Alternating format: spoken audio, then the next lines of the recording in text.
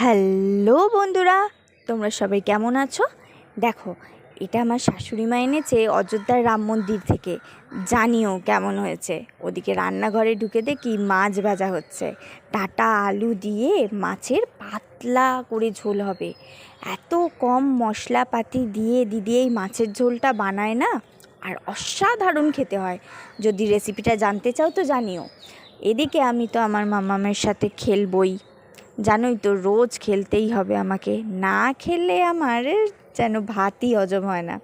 যাই হোক, এখানে আমি আমার মাম্মাম দুজনে মিলে খেলা করছি। তারপরে ওকে আমি স্নান টান করাবো, রেডি করাবো, অনেক কাজ। তো রেডি করিয়ে দিয়েছি স্নান করিয়ে। এখন পপি সোনার জন্য আমাকে ভাত বাড়তে হচ্ছে।